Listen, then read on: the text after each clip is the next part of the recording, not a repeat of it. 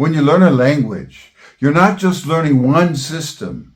You're opening a door to a whole family. Some languages act as gateways. If you learn them first, they give you strong passive understanding of related languages and make it easier to learn others. Let's look across the world and see which languages are the most strategic entry points. First, Europe. Take a look at Romance languages. Spanish is a great one to start with. It's the most strategic gateway. With its relatively phonetic spelling, straightforward grammar, and over 500 million speakers, Spanish immediately opens the door to Portuguese and Italian, where mutual intelligibility is especially high. You'll also find that it helps with Catalan and Galician, the latter one being much closer to Portuguese, but still shares a lot with Spanish. The next Romance language you might want to learn is French. This pairing gives you a balance between the Iberian-Italian side of Romance languages and the Gallo-Romance side. Spanish covers the Southern Europe and Latin America, while French introduces you to a less phonetic spelling system, nasal vowels, and strong global influence across Africa, the Caribbean, and parts of Asia. With Spanish and French together, the rest of the Romance family, Italian, Portuguese, Catalan, Occitan, Romanian, becomes much more accessible. Italian feels almost transparent after Spanish. Portuguese is immediately readable. And Romanian, though more divergent, still shares the Latin root vocabulary you already know. Actually, that's about 70% and 30% of Romanian is of Slavic origin. Okay, so let's move on to Slavic languages. So if you learn just one, I would pick Russian because it's essential for East Slavic and good passive reach into South Slavic. In addition, it's widely used in many of the former Soviet republics. In this other video, I discussed how learning Russian plus Polish, East and West, plus Serbo-Croatian, Serbian or Croatian, will provide you with a solid foundation to understand almost all other Slavic languages to a significant degree and facilitate learning them. And yes, I said Serbo-Croatian. Use texts that were available during the time of Yugoslavia. If not, then either Croatian or Serbian. Okay, let's move on to the Germanic languages. Of course, English is indispensable as the world's lingua franca, with more content in books, film, and media than any other language. It also shares a large amount of vocabulary with its continental cousins, thanks to its Germanic roots and centuries of borrowing. The second Germanic language should be German itself. This is the powerhouse combination. English gives you global reach and shared vocabulary, while German grounds you in the family's traditional grammar, strong case marking, verb endings, and word order. Together, they make the rest of the Germanic family far more transparent. With English, you recognize a flood of cognates in Dutch, and of course Afrikaans, and the Scandinavian languages. With German, you understand the grammatical structures and sound shifts. That means Swedish and Norwegian become easier to read and follow, while Dutch feels like a blend of English and German. Even Afrikaans, with its simplified grammar, becomes accessible, almost no extra effort, once you know both English and German. Of course, if you know Dutch, that helps you even more. Now let's look at the Finno-Ugric group. Your first one should probably be Finnish. It links to Estonian and the northern branch. If you learn two, then add Hungarian, bridging both sides of the family. Now let's move east to the Iranian, Persian, and related languages. If you learn just one, of course it should be the mother of the family, Persian, and its variation, Farsi, Dari, Tajik. This is the key gateway.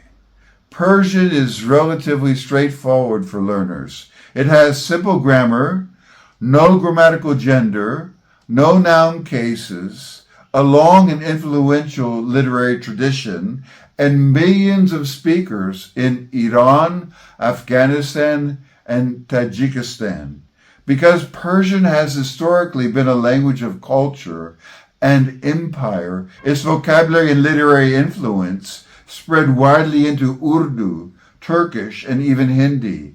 By learning Persian, you gain a strong passive understanding of other Iranian languages and access to a huge classical canon of poetry and philosophy. By the way, speakers of Farsi, Dari, and Tajik can understand each other without too much difficulty, much like the speakers of different Romance languages, but even closer than Spanish and Portuguese. The biggest barrier is the script, not speech. Tajik uses Cyrillic, while Farsi and Dari use versions of the Perso-Arabic script. In oral communication, intelligibility is very high. Regional vocabulary and Russian loanwords in Tajik may slow down an Iranian speaker, but the core remains the same. If you're going to add another from this group, I would go with Kurdish or Pashto. Another Iranian language gives you a more fuller sense of the group. Kurdish, Kumanji or Sorani, shows you a living language with strong regional identity and unique phonological and grammatical developments. Pashto, spoken in Afghanistan and Pakistan, is another major Iranian language with rich oral traditions and distinctive phonetics. Together, Persian plus Kurdish or Pashto cover both the Western and Eastern Iranian spheres. With this base, other Iranian languages, Baluchi, Ossetian, Luri, Gilaki, become easier to approach. Now let's move on down to Northern Africa and the Middle East. First, the Semitic languages.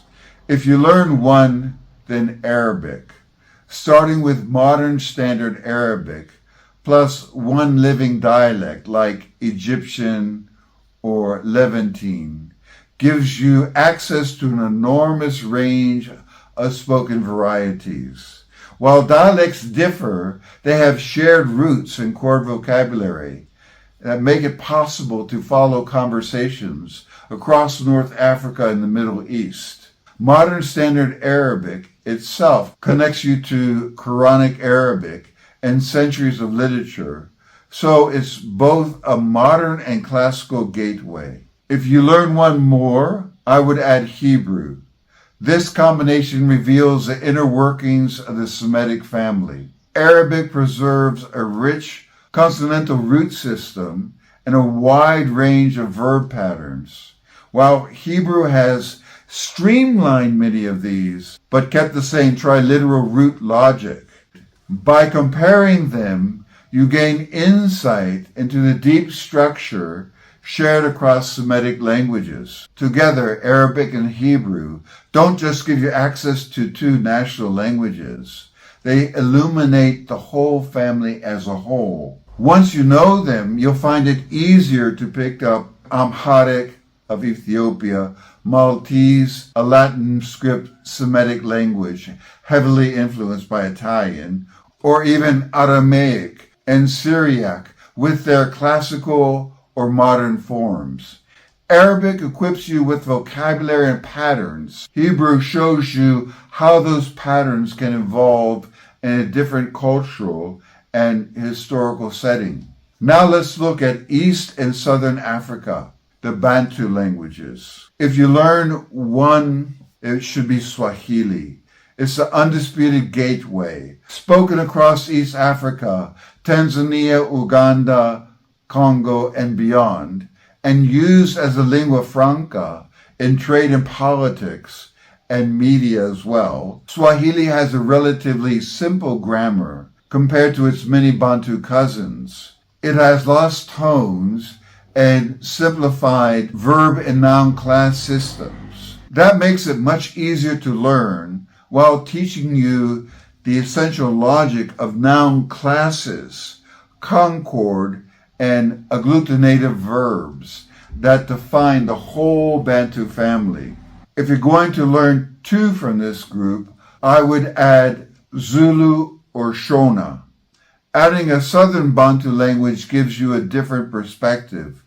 Zulu represents the Nguni branch with its click consonants and tonal system, while Shona, spoken in Zimbabwe, highlights another cluster with a rich noun class system. Together with Swahili, they show both the simplified and the highly complex ends of the Bantu spectrum. This combination opens the way to understanding a huge range of other Bantu languages, such as Luganda in Uganda, Kikuyu in Kenya, Lingala in the Congo, and other click languages in South Africa. Once you've learned Swahili, you'll see the common DNA noun classes, verb morphology, and shared vocabulary everywhere you look. Adding Zulu or another southern language ensures you don't miss the tonal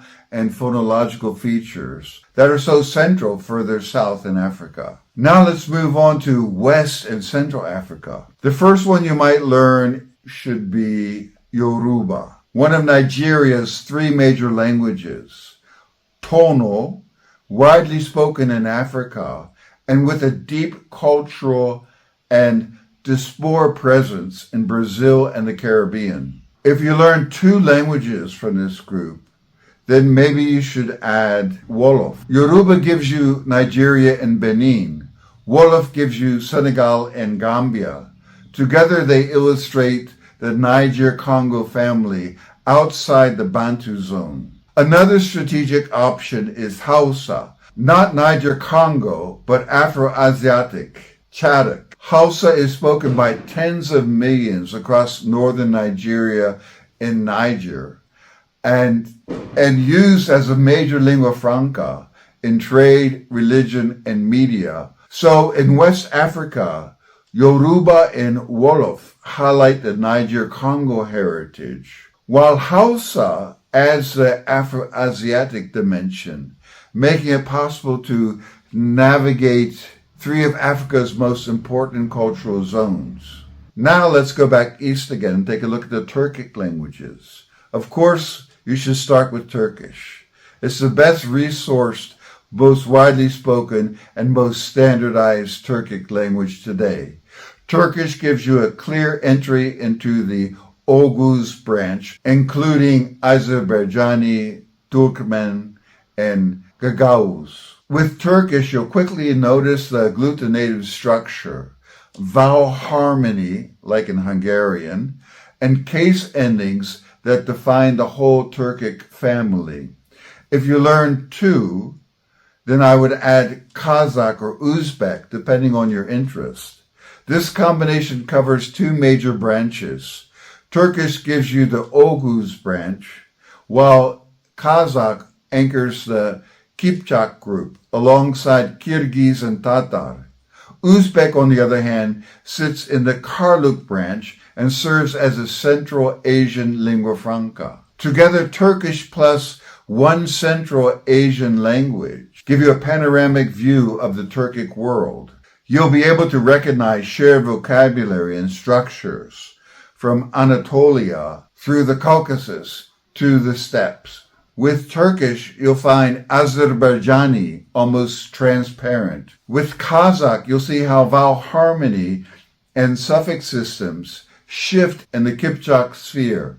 Once you got those two, other Turkic languages like Kyrgyz, Uyghur, or even lesser-known ones like Bashkir and Karakaypak become much easier to approach. Okay, now south a little bit to the Caucasian languages. If you learn one, then Georgian. It's the strongest gateway to the Caucasus. Georgian has the oldest and richest literary tradition in the region, its own unique script, and millions of speakers. By studying Georgian, you'll encounter the hallmark features of the Kartvelian branch: complex verb morphology, ergative alignment, and consonant-heavy phonology. For the next language in this group, you might want to add a Northeast Caucasian language like Chechen or Avar. This combination shows you two very different sides of the Caucasus. Georgian anchors the Kartvelian family with its cultural prestige, while Chechen or Avar introduced the Northeast Caucasian world, famous for its massive case systems and intricate consonant inventories. Together they reveal why the Caucasus is often called a mountain of languages.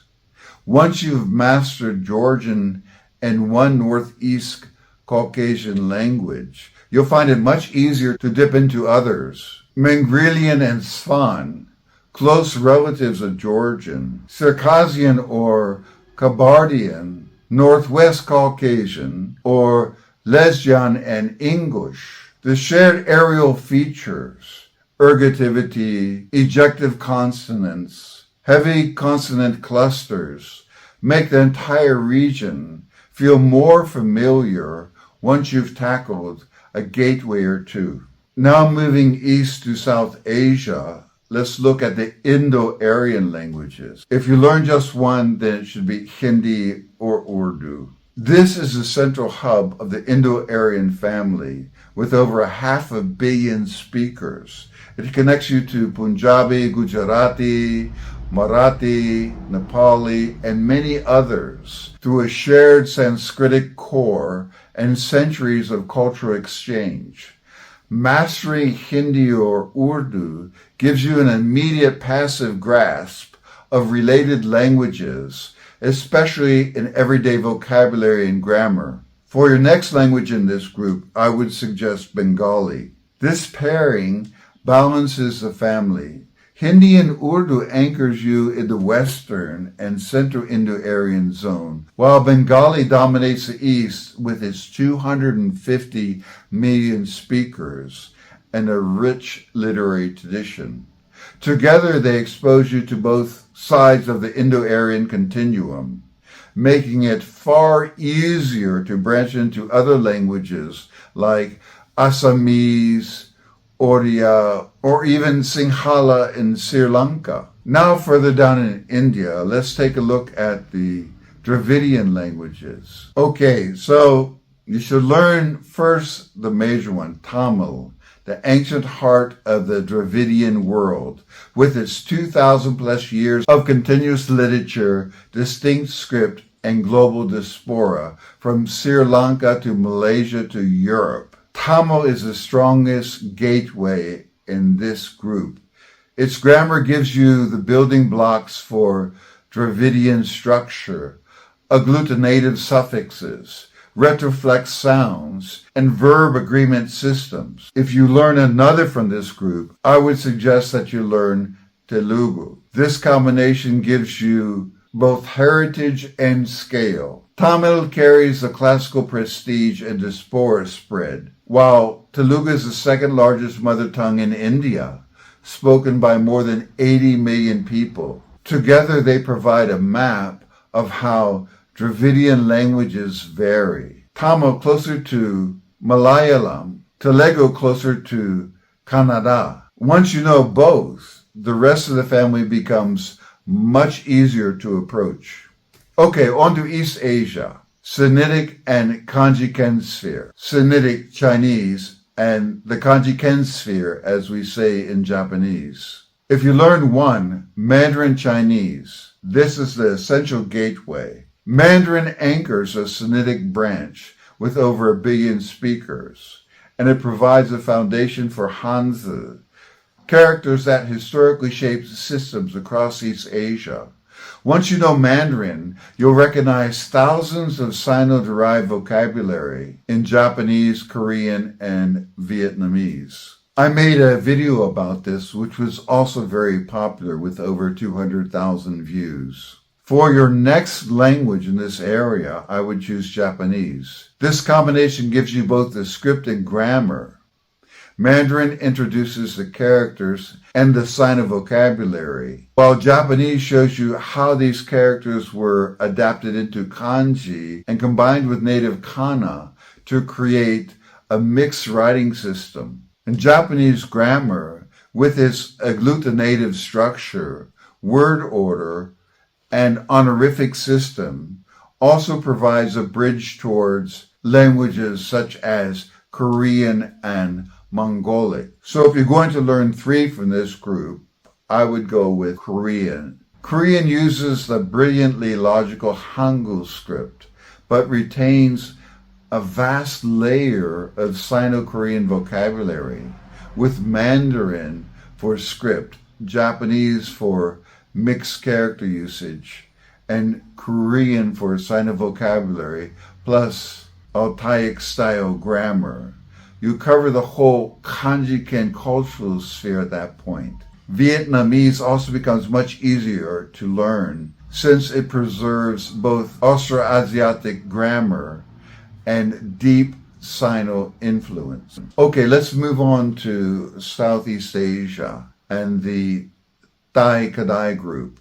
If you learn just one, then it's got to be Thai. It's the best supported entry point with abundant resources and gives you an almost direct line to Lao, thanks to their close mutual intelligibility. So it's quite easy for you to learn both Thai and Lao and cover the prestige of Central Thai and everyday spread of Lao and Isan, which extends across northeastern Thailand.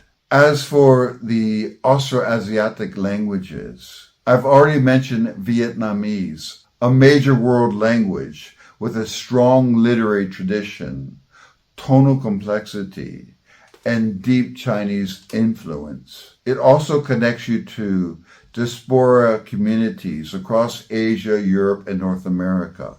Your second language in this group could be Khmer, spoken mainly in Cambodia. This combination spans the eastern and western poles of the Austroasiatic family, giving you both the Chinese-influenced side and the classical heritage of Khmer, which shaped much of Southeast Asia's history. Now we'll go to Austronesian, maritime Southeast Asia, and the Philippines. If you learn one, Indonesian and Malay. Indonesian Malay is the undisputed gateway. It's widely spoken, highly regular, and serves as a lingua franca across Indonesia, Malaysia, and much of maritime Southeast Asia, and Singapore too, to a certain extent. Usually only the Malay Singaporeans speak it though. Now for a second language, I would go with Tagalog or Filipino. Indonesian opens the Malay world,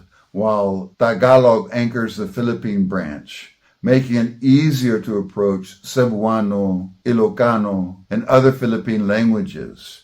Together, they give you coverage from Sumatra to Luzon. Now, Central and Northeast Asia, Mongolic. Of course, you should start with the main language, Mongolian. It represents the Mongolic family and has the most resources for learners. It has around 6 million speakers and remains the national language of Mongolia, which makes Mongolian particularly valuable as a gateway, as its typological features. Vowel harmony, where vowels within a word must agree in frontness and rounding, a trait shared with Turkic, Tungusic languages. A rich case system, marking not only the subject and objects, but also spatial relations like location, direction, and instrument. Agglutinative morphology,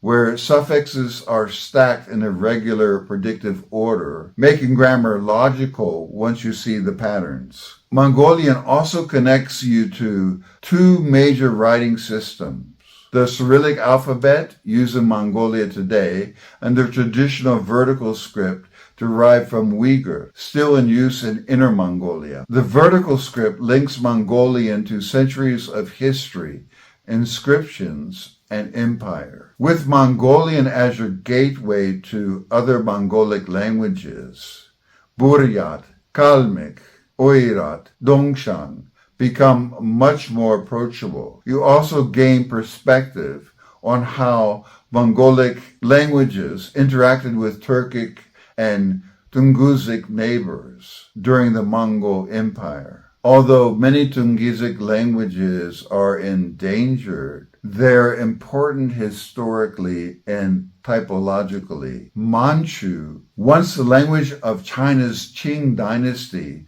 is now nearly extinct as a mother tongue, but its written records are vast. Evenki, spoken in Siberia, is one of the few Tungusic languages still used actively. Learning Mongolian gives you a comparative base for Tungusic languages, since they share features like vowel harmony, agglutination, and complex case systems. The step triad together, Turkic, Mongolic, and Tungusic languages, form what linguists often called the Altaic typological zone. They share striking similarities in grammar, sound systems, and word structure, likely from centuries of contact on the steppes. Mastering Turkish in the West, Mongolian in the center, and perhaps a Tungusic language like Evenki in the East gives you a panoramic view of how languages adapt and influence one another across Inner Asia. Now let's take a look at Tibeto-Burman. If you learn just one, it's got to be Tibetan, the cultural and religious anchor of the family, famous for its vast Buddhist canon and centuries of scholarship. What makes Tibetan especially fascinating are its grammatical features. An ergative case system where subjects of transitive verbs are marked differently from intransitive ones. A rich evidential system where verb form shows whether you witnessed something, heard it from others, or inferred it. A conservative orthography preserving archaic spellings that reflect classical Tibetan rather than modern pronunciation, a treasure trove for historical linguistics.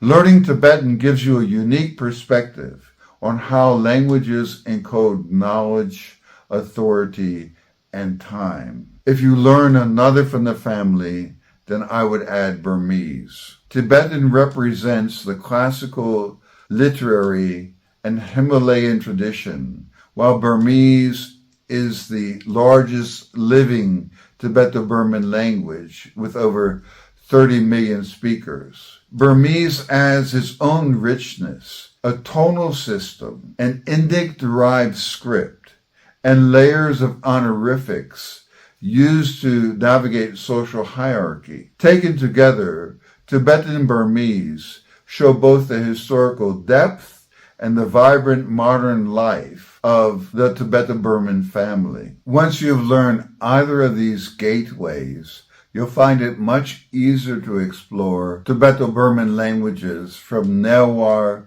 Sherpa, and Tamang in Nepal to Karen and Jingpo in Myanmar. In fact, as someone who spends a lot of time trekking in the Himalayas, I'll be there in 3 weeks. I've been studying Sherpa and Tamang myself, and having Tibetan as a base makes those languages far more approachable. Well, I hope that you enjoyed this video and it was informative, and that it helps you decide which languages you would like to learn next.